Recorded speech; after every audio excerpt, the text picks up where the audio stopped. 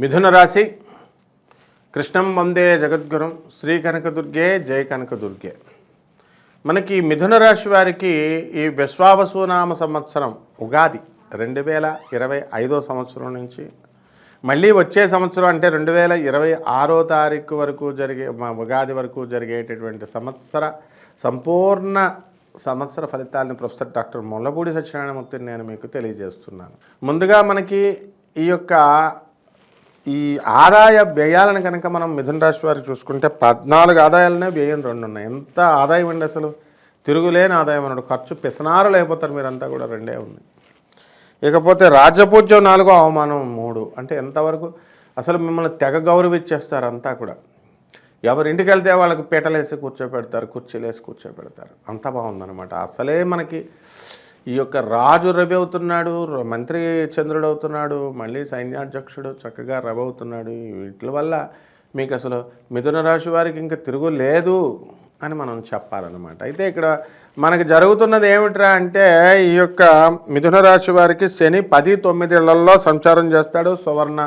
సువర్ణమూర్తులుగా, అలాగే లోహమూర్తిగా కూడా కొంతకాలం ఉత్తరార్ధంలో పూర్వార్ధంలో ఉంటారు వీళ్ళు. అలాగే గురుడు ఏం చేస్తాడంటే జన్మంలోకి వస్తున్నాడు లోహమూర్తిగా.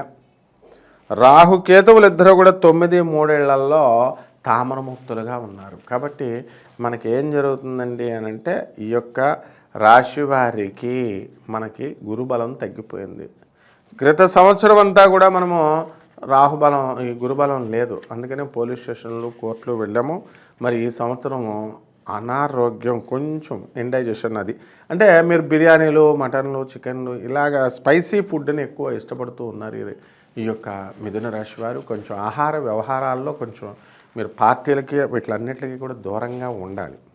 ఈ మిథున రాశి మహిళలు మరి వీళ్ళంతా కూడా స్నేహితుల వల్ల మీరు పాడైపోవడానికి అవకాశాలు ఉన్నాయి.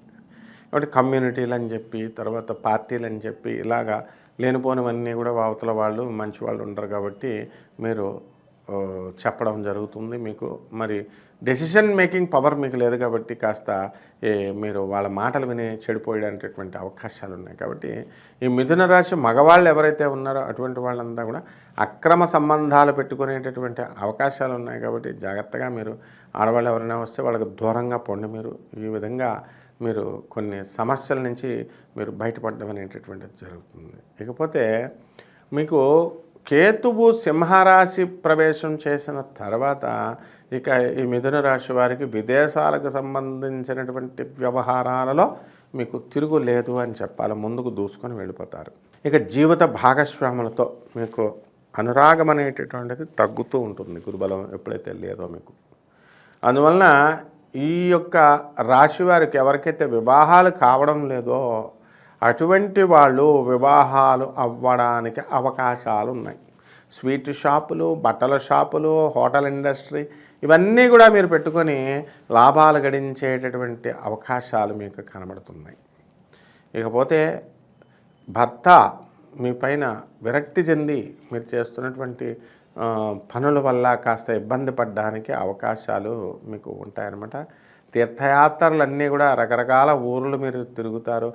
ఆత్మీయులు, నిజమైనటువంటి ఆత్మీయులు ఎవరైతే ఉన్నారో వాళ్ళు మీ యొక్క స్వార్థపూరితమైనటువంటి ఆలోచనల వల్ల కానీ, మీ బిహేవియర్ వల్ల కానీ వాళ్ళు దూరం వెళ్ళిపోవడానికి అవకాశాలు, ఇది ఒకటే మైనస్ పాయింట్ మీకు కనబడుతుందన్నమాట. కాబట్టి ఈ యొక్క మిథున రాశి వారికి మనము ఎక్కువ తలనొప్పి, తర్వాత గర్భసంచి సమస్యలు, ఇవన్నీ కూడా యూరినరీ బ్లాడర్స్లో స్టోన్స్, ఇలాంటి సమస్యలతో మీకు సతమతం అవడానికి ఈ యొక్క మిథున రాశి వారికి అవకాశాలు ఉన్నాయి. కాబట్టి ఈ మిథున రాశి వారు అంతా కూడా ఆడవారు కాస్త ఇంకా మనశ్శాంతి అనేటటువంటిది రావాలి, ఫ్రీడమ్ అనేటటువంటిది ఎక్కువగా కోరుకుంటారు. ఈ మిథున రాశి వారంతా కూడా మనము బటర్ఫ్లైస్ అని చెప్పడం జరిగింది. కాబట్టి ఎవరితో అయినా సరే 10 రోజులు స్నేహ సంబంధాలు కనుక మెరుగుపరుచుకున్నట్లయితే ఆ తర్వాత మళ్ళీ వెంటనే మనకి వాళ్ళందరినీ కూడా మనం విరక్తి చెంది బోర్ కొట్టేసి వదిలేయడానికి అవకాశాలు ఉంటాయి. కాబట్టి మిథున రాశి వారు రాహు మీనరాశిలోకి వచ్చాడు కాబట్టి కాస్త అద్భుతంగా ఉంది అని మనం చెప్పుకోవాలా. అలాగే ఈ యొక్క కమిషన్ ఏజెంట్స్లు, మార్కెటింగ్ ఏజెంట్లు వీళ్ళంతా కూడా డెవలప్ అవ్వడానికి అవకాశాలు ఉన్నాయి. బిల్డర్లు, రియల్టర్స్, ఈ యొక్క మిథున రాశిలో ఉన్నటువంటి వాళ్ళు డెవలప్ అవ్వడానికి అవకాశాలు ఉన్నాయి. గవర్నమెంట్ ఉద్యోగస్తులు ఎవరైతే ఉన్నారో అటువంటి వాళ్ళంతా కూడా మీకు టీఏలు, డిఏలు ఇవన్నీ కూడా మీకు వచ్చేయడానికి అవకాశాలు ఉంటాయి. అలాగే ఓల్డ్ పెన్షనర్స్ ఎవరైతే ఉన్నారో అటువంటి వాళ్ళకి మీ పెన్షన్స్ అన్నీ కూడా ఇవ్వడానికి అవకాశాలు ఉంటాయి. వాటిని మళ్ళీ మీరు తనఖా పెట్టుకొని మరి వేరే గవర్నమెంట్ వాళ్ళ చేత సంతకం పెట్టించుకొని మీరు సొంత కవిత్వాలు చేసి ఈ యొక్క రాశి వారు డబ్బులు తీసుకుని వాళ్ళని ఇబ్బంది పాలు చేసేటటువంటి అవకాశాలు ఉంటాయి. కాబట్టి ఈ యొక్క మిథున రాశి వారంతా కూడా చాలా జాగ్రత్తగా ఈ యొక్క స్నేహాల విషయంలో చాలా జాగ్రత్తగా మెలుక్కుంటే మంచిదన్నమాట. తీర్థయాత్రలు బాగా తిరుగుతారు. ఫారిన్ ట్రిప్స్ మీరు బాగా వెళ్ళడం అనేటటువంటిది తెగ జరుగుతాయి అన్నమాట.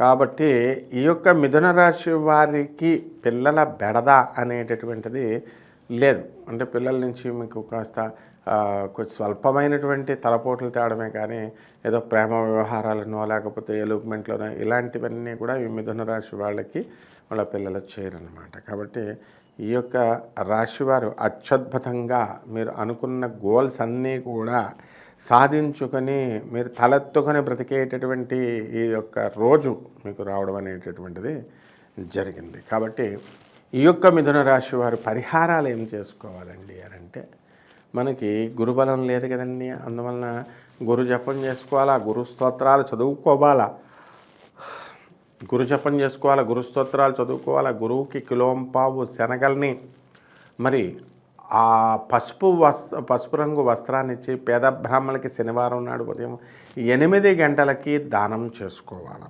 అలాగే ఈ యొక్క ఈ గురుబలాని కోసము చక్కగా శనగలు ఇవన్నీ కూడా దానం చేసిన తర్వాత కొంచెం కుక్కలకి, నల్ల కుక్కలకి అన్నం పెట్టడం అనేటటువంటిది మీరు చేయాలి.